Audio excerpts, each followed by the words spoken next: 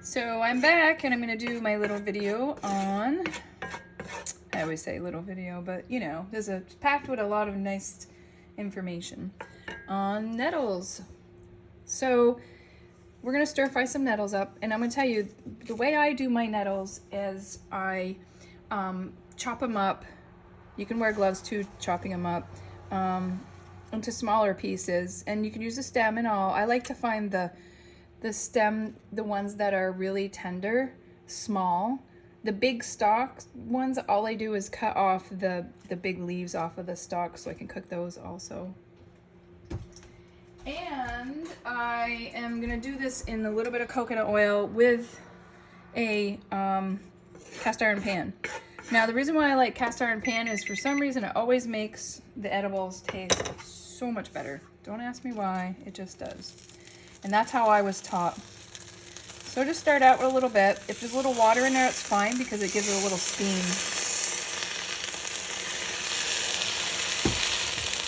Just don't leave them on high. I already turned this down some. Cast iron pans will get really hot, and then you can turn them right down to low and they'll keep a lot of their heat. Now, usually I would have this with ginger and garlic from my garden because I grow ginger and garlic, but I was getting kind of lazy. I didn't want to go out and dig up any ginger, and I didn't want to dig up any of my garlic right at the moment, but you know, is what it is. You can find wild ginger, you can find wild leeks, so if you're doing wild edibles, this could be very flavorful with, if you didn't have coconut oil, you could just put it in the pan on low with a little bit of water and just keep putting water in it to make it a little bit steamy. It won't burn as long as you keep it on low heat. So here's why we do the water. And you get that little bit of steam going on. Like I said, as long as you don't have it on high heat, it's not going to, flatter you. You could put a lid on this to make, the nettles cook down quicker. But I don't have a lid handy, so we're just going to do it this way. See how they start to get really soft and tender? So with nettles, once you cook them, the stinging, these little hairs, will be gone. I have seen people eat or try to eat nettles raw. Don't do it. The nettle stings in there can, they can hurt your throat. They can close your throat. Don't do that. Just be cautious about what you're doing. I don't try to be a superhero on my wild edibles. Once they're wilted and they're drying, the stinging is usually gone, but I can say, and I've said this in my videos before, that you're stinging the hairs on them even when they're dried.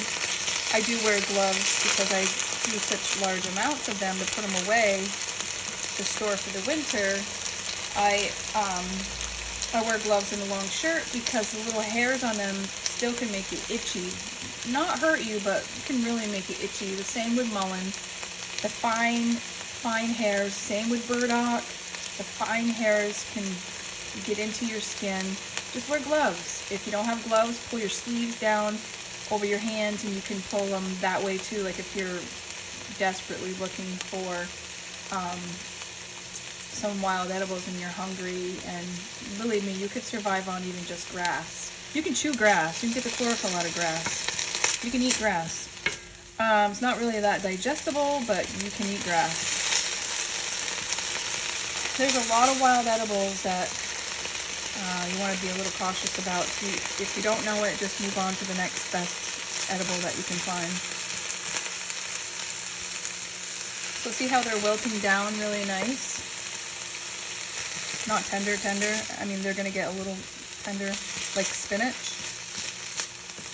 These aren't that tender yet. The stalks are still a little hard. Now I wish I would have put ginger and garlic in it. That's alright.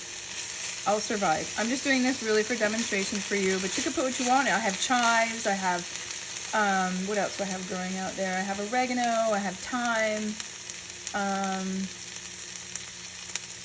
You can throw in some dandelion leaves into this. Makes it even more of a superfood. You can do, what else do we have? It's wild edible. You can eat burdock leaves if they're really small. You can throw those in here for a stir fry also. It's endless.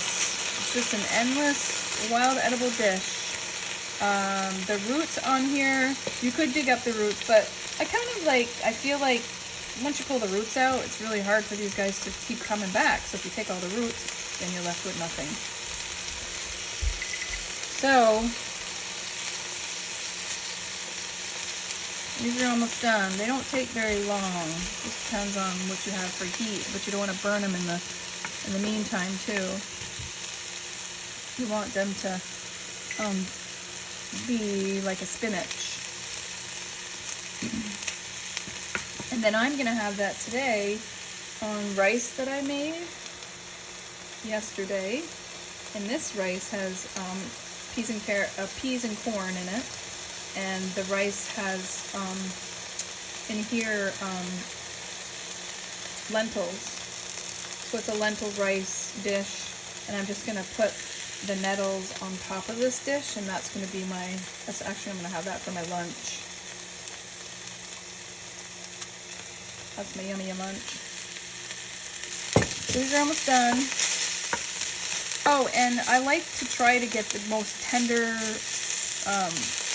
leaves as I possibly can, the smaller ones. The bigger ones, when they start getting bigger, they get really tough. I don't mind eating them like that, but some people, when they're not used to eating these or haven't eaten them enough in their lifetime, you don't want to start them out with something that's a little tougher or they'll never go back to it again.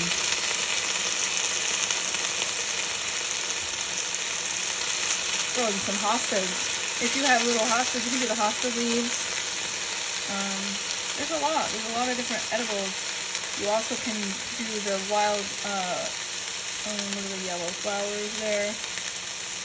Orange flowers, I should say. Daylilies. I can spit it out. The orange daylilies are the wild ones. You don't want the cultivated ones. We used to pick them and stuff them with goat cheese, which I don't eat that. You could just do vegan cheese, and then you saute them on really low heat, and they'll close up. And they're actually a delicacy in restaurants. Just come on the side of your plate. They're very expensive too. And you could have that. I've done those in my classes before. They were really fun to make, and they taste really good. You throw in some wild the leeks for an onion. What else is there you can put in this? Can't think at the moment.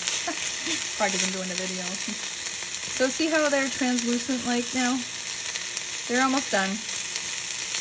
And then you have yourself some yummy superfood nettles with no stings, because the stings are gone when they're cooked. So I hope you all get a chance to get out there and try them. Right now is kind of prime time for herbs. We're in June.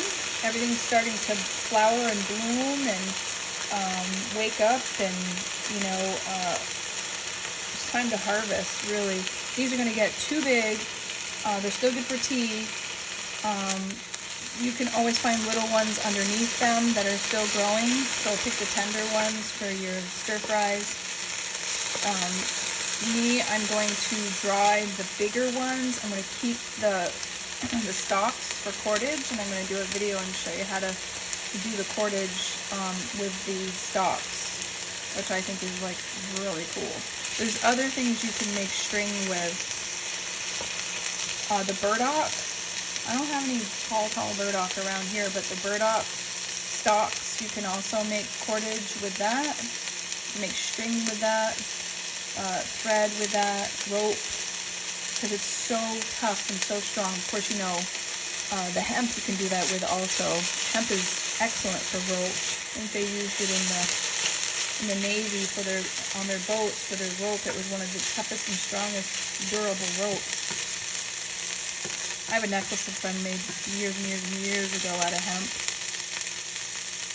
kind of itchy, but it was really cool. So there you have it. I think they're done now. They're nice and soft. Let's turn this off because you know how a pan, cast iron pans will hold their heat for quite a while.